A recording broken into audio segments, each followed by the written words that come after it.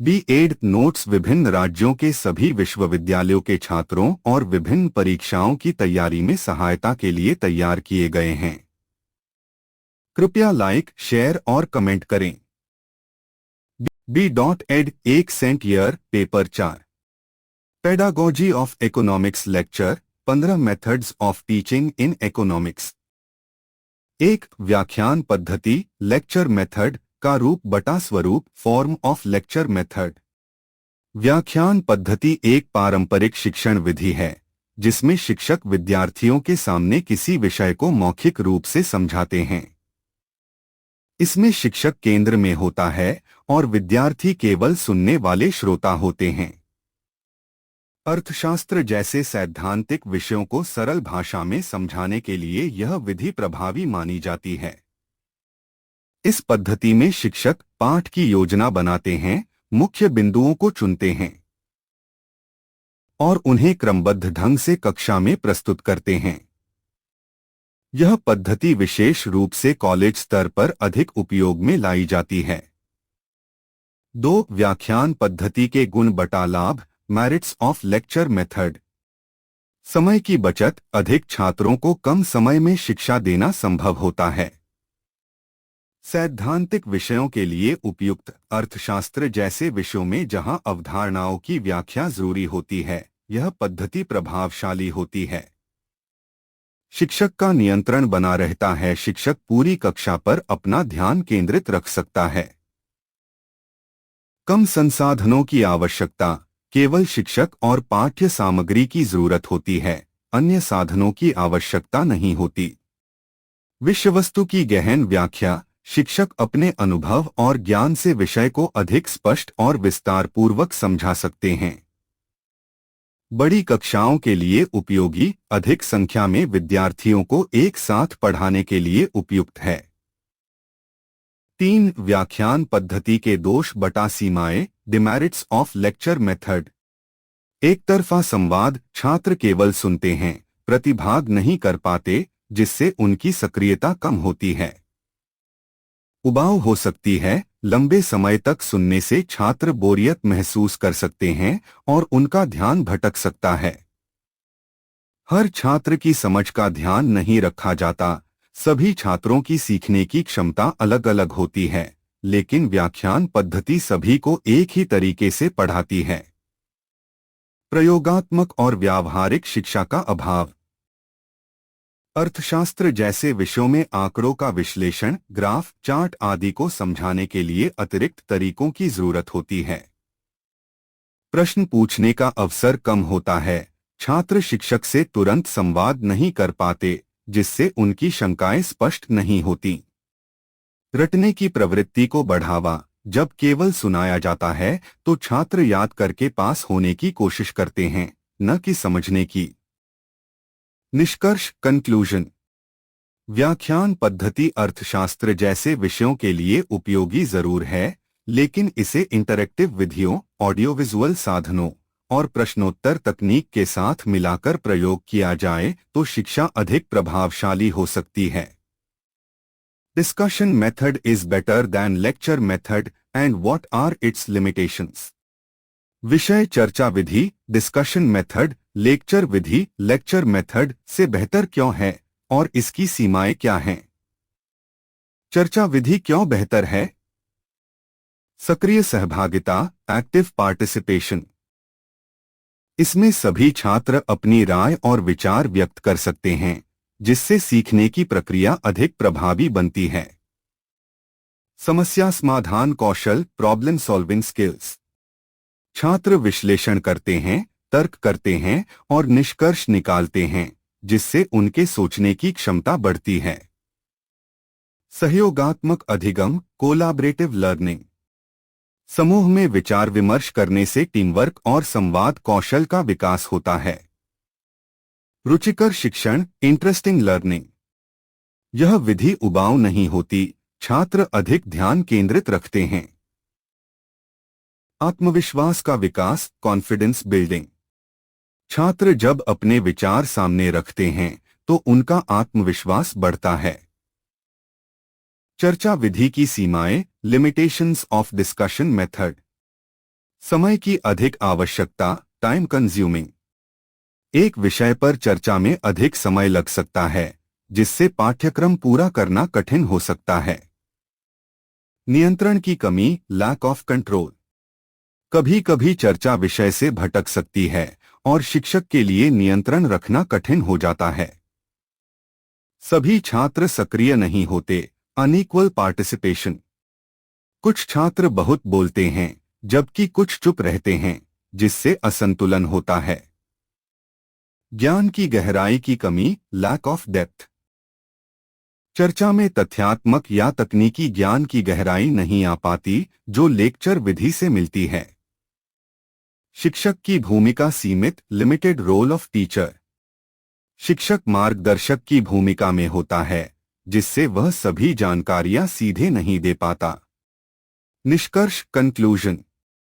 चर्चा विधि छात्रों की सक्रियता, सोचने की क्षमता और आत्मविश्वास को बढ़ावा देती है, जो इसे लेक्चर विधि से अधिक प्रभावी बनाती है। परंतु इसके लिए समय, दिशा और संतुलन जरूरी है, अन्यथा यह सीमित और भ्रमित कर देने वाली बन सकती है। इसलिए दोनों विधियों का संतुलित प्रयोग सबसे अच्छा होता है।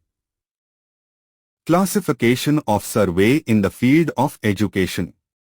शैक्षिक क्षेत्र में सर्वेक्षण, सर्वे का वर्गीकरण। Classification of survey in the field of education in Hindi. शिक्षा के क्षेत्र में सर्वेक्षण का अर्थ। शिक्षा के क्षेत्र में सर्वेक्षण का उद्देश्य विभिन्न शैक्षिक प्रक्रियाओं, समस्याओं, आवश्यकताओं, उपलब्धियों और संसाधनों की जानकारी एकत्र करना होता है।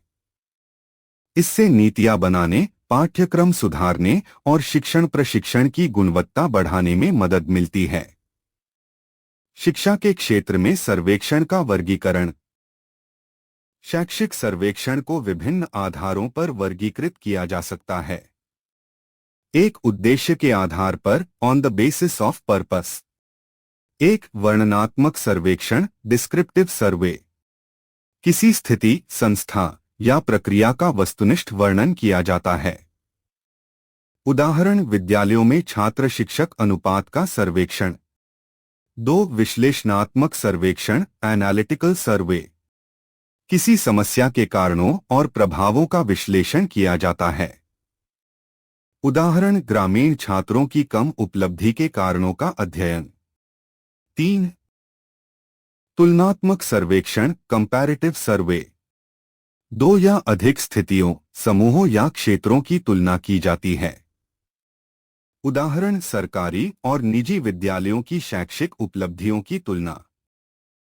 क्षेत्र के आधार पर, on the basis of area.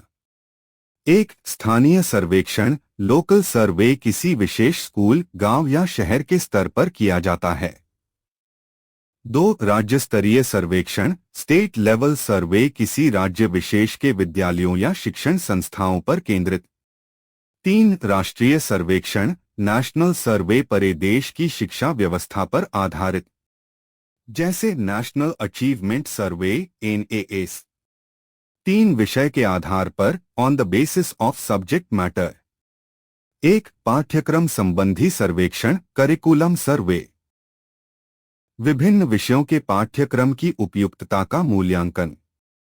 दो, शिक्षण विधियों का सर्वेक्षण, टीचिंग मेथड्स सर्वे, कौन सी शिक्षण विधि अधिक प्रभावी है, इसका पता लगाना। तीन, छात्रों के व्यवहार का सर्वेक्षण, स्टूडेंट बिहेवियर सर्वे, छात्रों की आदतें, अभिरुचियां, समस्याएं आदि जानना। चार, शिक्षक प्रशिक्षण सर्वेक्षण, टीचर ट्रेनिंग सर्वे, प्रशिक्षण कार्यक्रमों की उपयोगिता और आवश्यकता का मूल्यांकन। चार, डेटा संग्रहण की विधि के आधार पर, based on data collection methods. एक, प्रश्नावली आधारित सर्वेक्षण, क्वेश्चननेयर सर्वे, लिखित प्रश्नों के माध्यम से जानकारी एकत्र की जाती है। दो, साक्षात्कार आधारित सर्वेक्षण, इंटरव्यू बेस्ड सर्वे, आमने सामने बातचीत कर जानकारी ली जाती है। तीन, ऑब्जर्वेशन आधारित सर्वेक्षण, ऑब्जर्वेशन बेस्ड सर्वे, छात्रों या शिक्षकों के व्यवहार का प्रत्यक्ष अवलोकन। निष्कर्ष, कंक्लूजन। शैक्षिक सर्वेक्षण शिक्षा क्षेत्र की विभिन्न समस्याओं को समझने और समाधान निकालने का एक सशक्त माध्यम है। इसके विभिन्न प्रकारों का प्रयोग शोध, नीति निर्माण और शिक्षा सुधार के लिए किया जाता है। 6 different steps of survey method. सर्वेक्षण विधि सर्वे मेथड एक महत्वपूर्ण शोध विधि है जिसका उपयोग विभिन्न क्षेत्रों में जानकारी एकत्र करने के लिए किया जाता है, जैसे कि समाजशास्त्र, मनोविज्ञान, शिक्षा, विपणन, मार्केटिंग आदि। इसमें लोगों से सीधे प्रश्न पूछकर डेटा एकत्र किया जाता है। नीचे सर्वेक्षण विधि के विभिन्न चरण स्टेप्स ऑफ सर्वे मेथड दिए गए हैं।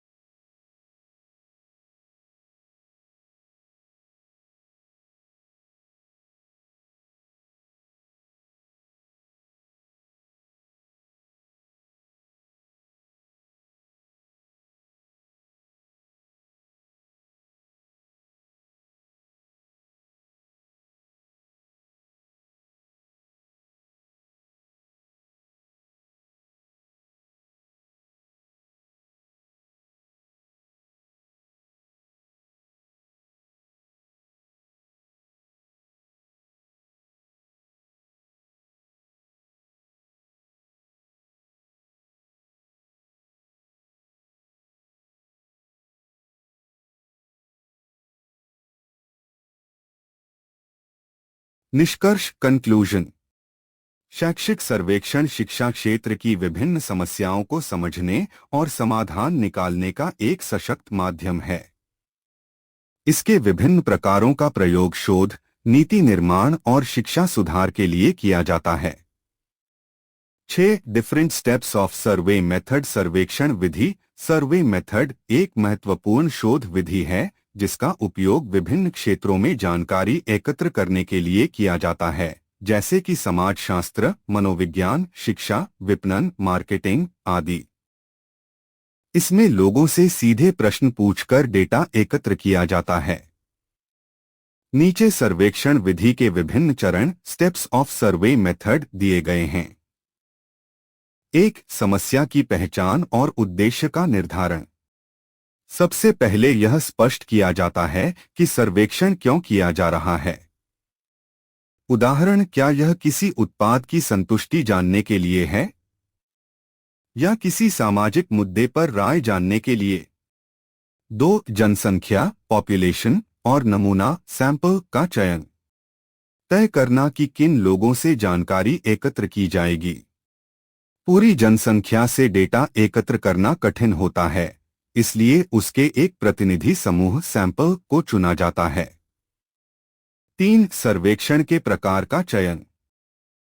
यह तय किया जाता है कि सर्वेक्षण किस प्रकार से किया जाएगा। व्यक्तिगत साक्षात्कार, face to face interview, telephone सर्वेक्षण, ऑनलाइन प्रश्नावली, डाक द्वारा प्रश्नावली, मेल सर्वे आदि। 4 प्रश्नावली या इंटरव्यू गाइड का निर्माण। प्रश्नों की सूची तैयार की जाती है जिन्हें उत्तरदाताओं से पूछा जाएगा। प्रश्न स्पष्ट, संक्षिप्त और उद्देश्य के अनुकूल होने चाहिए। 5 पायलट सर्वेक्षण पायलट सर्वे। मुख्य सर्वेक्षण से पहले सीमित स्तर पर एक परीक्षण किया जाता है ताकि संभावित त्रुटियों को सुधारा जा सके।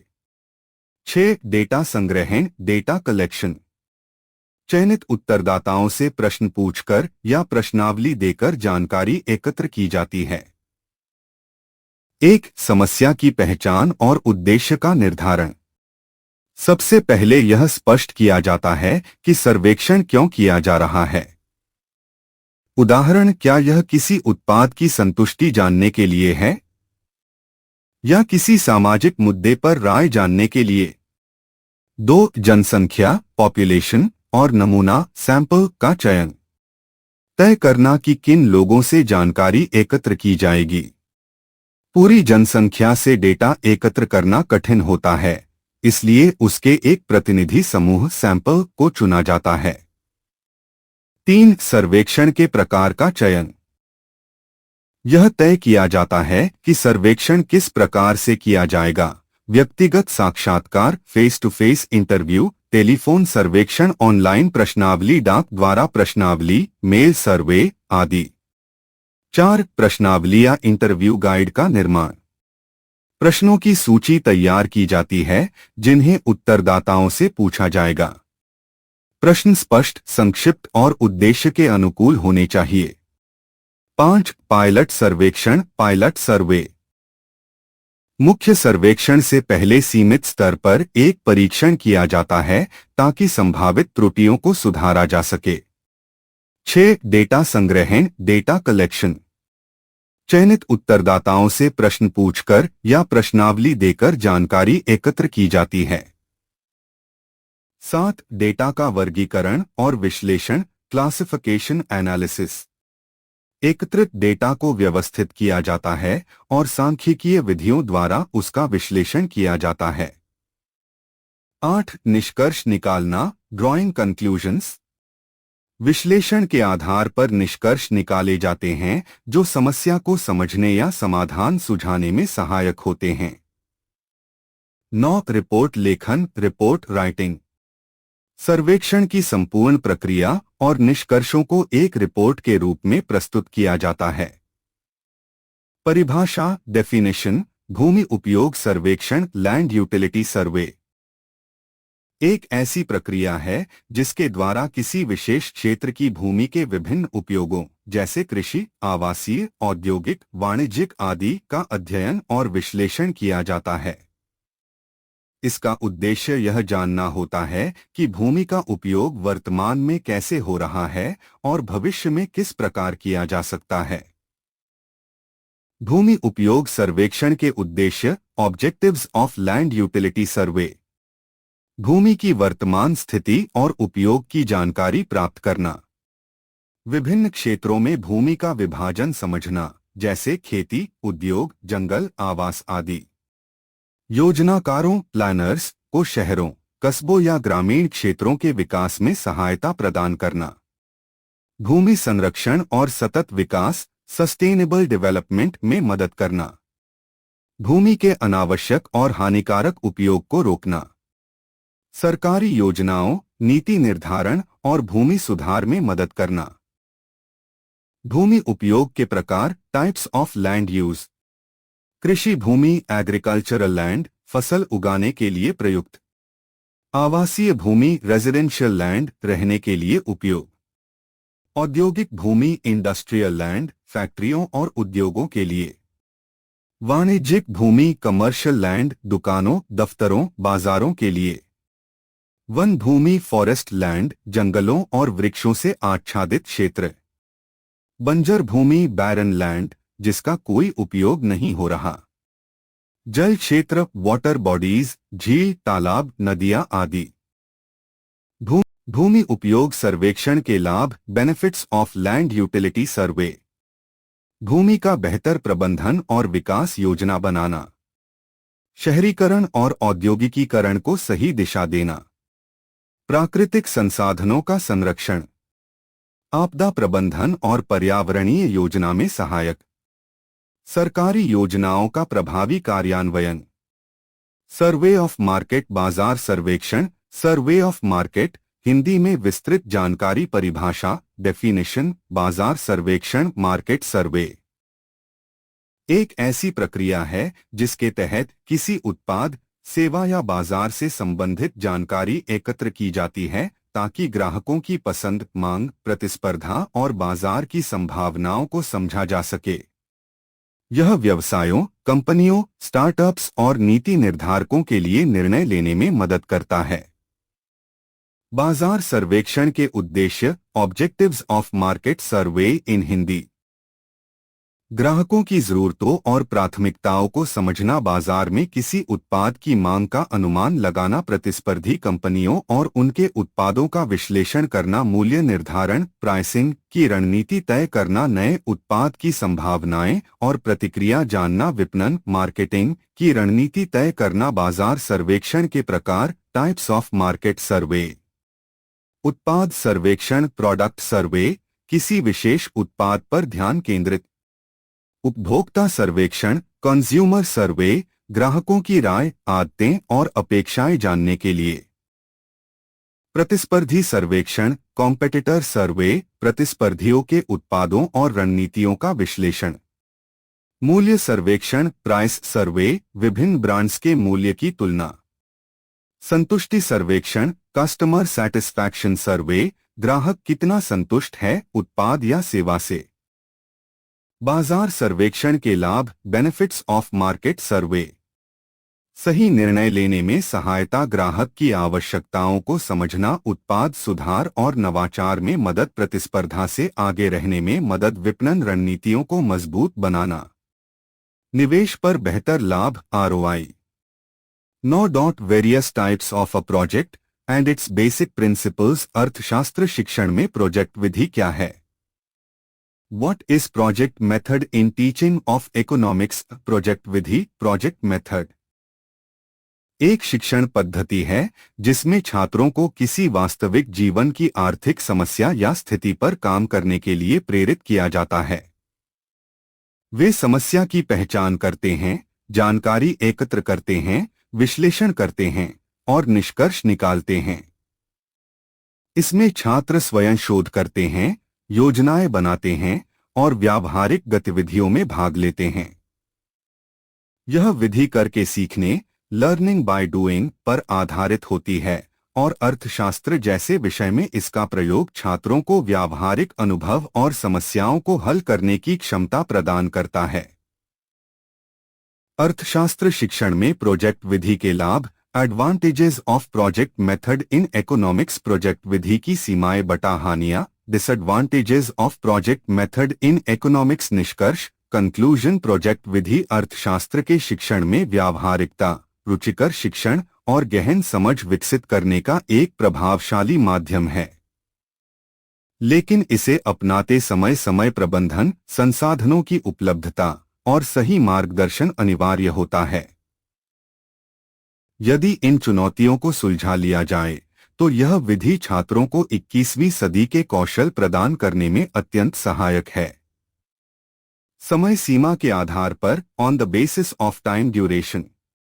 निष्कर्ष प्रोजेक्ट्स का वर्गीकरण उनके उद्देश्य, कार्य की प्रकृति, भागीदारी और संसाधनों के अनुसार किया जाता है।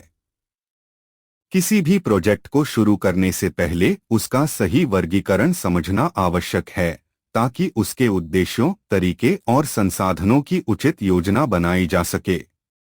11 merits and demerits of inductive deductive method. Inductive deductive Vidhi. Inductive deductive method एक ऐसी शिक्षण विधि है जिसमें पहले छात्रों को विशिष्ट उदाहरणों से अवधारणाएं सिखाई जाती हैं, इंडक्शन आगमन विधि, और फिर उन सामान्य सिद्धांतों को अन्य परिस्थितियों। निष्कर्ष इंडक्टिव डिडक्टिव विधि एक प्रभावशाली शिक्षण पद्धति है जो छात्रों की सक्रियता, समझ और तर्क शक्ति को बढ़ाती है। हालांकि इसे प्रभावी बनाने के लिए पर्याप्त समय, संसाधन और शिक्षक की दक्षता की आवश्यकता होती है। यह विधि तब सबसे उपयुक्त होती है जब अवधारणाओं को गहराई से समझाना और व्यावहारिक अनुप्रयोग सिखाना उद्देश्य हो। 12 difference between inductive and deductive methods. यहाँ पर आगम इंडक्टिव और निगमन डिडक्टिव विधियों के बीच का अंतर और सामंजस्य सिंथेसिस हिंदी में विस्तार से बताया गया है। एक आगम और निगमन पद्धतियों में अंतर डिफरेंस। वास्तविक जीवन में उपयोग। वैज्ञानिक पद्धति साइंटिफिक मेथड में दोनों विधियों का समावेश होता है। अवलोकन ऑब्जर्वेशंस, आगमन किसी घटना या व्यवहार को देखकर डेटा इकट्ठा करना। परिकल्पना हाइपोथेसिस, आगमन अवलोकनों के आधार पर एक सामान्य नियम बनाना। पूर्वानुमान प्रेडिक्शन, निगमन उस नियम का प्रयोग करके किसी विशेष स्थिति का अनुमान लगाना। परीक्षण टेस्टिंग, निगमन पूर्वानुमान की जांच करना और परिणामों का विश्लेषण करना। संशोधन रिवीजन, परिणामों के अनुसार सिद्धांत को बदलना या सुधारना। स्कूल मैपिंग का अर्थ, मीनिंग ऑफ स्कूल मैपिंग उदास स्माइली। स्कूल मैपिंग का मतलब है किसी क्षेत्र विशेष में शिक्षा संबंधी संसाधनों जैसे स्कूलों की संख्या, स्थान, सुविधाएं, शिक्षकों की उपलब्धता आदि का विश्लेषण और मूल्यांकन करना। यह एक योजना है जिसके द्वारा यह तय किया जाता है कि किसी इलाके में कहाँ और कितने स्कूलों की जरूरत है। यह प्रक्रिया विद्यार्थियों की भौगोलिक स्थिति और जनसंख्या के अनुसार की जाती है ताकि सभी बच्चों को पास में ही शिक्षा प्राप्त हो सके। स्कूल मैपिंग की आवश्यकता, नीड ऑफ स्कूल मैपिंग, सभी बच्चों तक शिक्षा पहुंचाना। स्कूलों का न्यायपूर्ण और संतुलित वितरण सुनिश्चित करना। जहां स्कूल नहीं है वहां नए स्कूल खोलने के लिए योजना बनाना। बुनियादी ढांचे की कमी को पहचानना और सुधार करना। शिक्षा की गुणवत्ता में सुधार लाना। स्कूल मैपिंग का महत्व, इंपॉर्टेंस ऑफ स्कूल मैपिंग उदास स्माइली। सार्वभौमिक प्राथमिक शिक्षा को बढ़ावा देना। शिक्षा के क्षेत्र में असमानता को दूर करना। बालिकाओं और पिछड़े वर्गों के बच्चों की शिक्षा को बढ़ावा देना। सरकारी योजनाओं के बेहतर क्रियान्वयन में मदद करना। स्कूल ड्रॉप आउट की समस्या को कम करना। एक उद्देश्य का निर्धारण, सेटिंग द ऑब्जेक्टिव। भ्रमण का मुख्य उद्देश्य क्या है? जैसे उद्योग का कार्यप्रणाली समझना, जैव विविधता का अध्ययन करना, ऐतिहासिक स्थल का निरीक्षण आदि। इसे पाठ्यक्रम से कैसे जोड़ा जाएगा? 2. स्थान का चयन, सिलेक्शन ऑफ प्लेस। छात्रों की आयु, स्तर और विषय के अनुसार उपयुक्त स्थल का चयन करना। जगह की सुरक्षा, पहुंच और जानकारी की उपलब्धता को ध्यान में रखना। 3. पूर्व जानकारी देना, प्रोवाइडिंग प्री विजिट इंफॉर्मेशन। छात्रों को स्थल से संबंधित पृष्ठभूमि जानकारी देना। वहां क्या देखना है, किन बातों पर ध्यान देना है, यह समझाना। 4. अनुमति और अनुमोदन, परमिशन अप्रूवल। स्कूल प्रशासन और अभिभावकों से आवश्यक अनुमति लेना। यदि आवश्यक हो तो संबंधित संस्था स्थल से पूर्व सूचना देकर अनुमति प्राप्त करना। 5. योजना और समय निर्धारण, प्लानिंग एंड शेड्यूलिंग। भ्रमण की तारीख, समय, आने जाने की व्यवस्था, विश्राम और भोजन की योजना बनाना। आकस्मिक स्थिति, इमरजेंसी के लिए वैकल्पिक योजना तैयार रखना। 6. समूहों का गठन और जिम्मेदारियां, ग्रुपिंग एंड असाइनिंग ड्यूटीज। छात्रों को छोटे छोटे समूहों में बांटना। प्रत्येक समूह को एक समूह नेता और एक शिक्षक अभिभावक के अधीन रखना। 7. सामग्री की तैयारी, प्रिपरेशन ऑफ मटेरियल्स। प्रश्नावली, नोटबुक, पेन पेंसिल, कैमरा यदि आवश्यक हो तैयार रखना। पहले से कुछ प्रश्न या अवलोकन बिंदु तैयार कर लेना ताकि छात्र ध्यानपूर्वक जानकारी एकत्र करें। 8. अनुशासन और नियमों की जानकारी, रूल्स डिसिप्लिन। छात्रों को अनुशासन बनाए रखने, प्रकृति और सार्वजनिक संपत्ति की रक्षा करने और किसी भी प्रकार के अनावश्यक व्यवहार से बचने के निर्देश देना। 9. सुरक्षा और स्वास्थ्य की तैयारी, सेफ्टी एंड हेल्थ मेजर्स। प्राथमिक उपचार किट साथ रखना। किसी छात्र को यदि कोई विशेष स्वास्थ्य समस्या हो तो उसकी जानकारी पहले से रखना। शिक्षकों और सहायकों के पास आपातकालीन संपर्क नंबर रखना। निष्कर्ष, फील्ड ट्रिप से पहले की शिक्षण पूर्व तैयारियां भ्रमण को अधिक सार्थक, ज्ञानवर्धक और व्यवस्थित बनाती हैं। एक अच्छी योजना न केवल छात्रों के अनुभव को समृद्ध बनाती है बल्कि संभावित समस्याओं को भी कम करती है। शिक्षक की भूमिका इस प्रक्रिया में मार्गदर्शक और आयोजक की होती है, जो छात्रों को सीखने की यात्रा पर ले जाता है।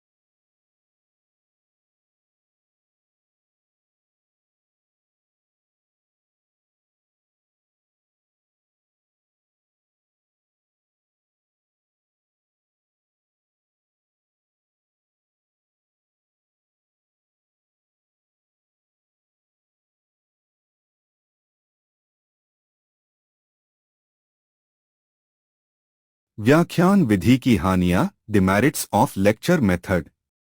छात्र की निष्क्रियता, पैसिव लर्निंग। छात्र केवल सुनते हैं, जिससे उनकी सक्रिय भागीदारी और सोचने की क्षमता कम हो सकती है। रुचि की कमी, लैक ऑफ इंटरेस्ट। लंबे समय तक एक तरफा बोलने से छात्र बोर हो सकते हैं, जिससे ध्यान भटकता है। व्यक्तिगत भिन्नताओं की उपेक्षा, इग्नोर्स इंडिविजुअल डिफरेंसेस। सभी छात्रों की सीखने की गति और शैली अलग होती है, लेकिन व्याख्यान विधि में यह ध्यान में नहीं रखा जाता। सीमित अभ्यास और अनुभव, लैक ऑफ प्रैक्टिकल लर्निंग। अर्थशास्त्र में ग्राफ, आंकड़े, बाजार विश्लेषण जैसे व्यावहारिक पहलू होते हैं, जो व्याख्यान विधि में नहीं सिखाए जा सकते।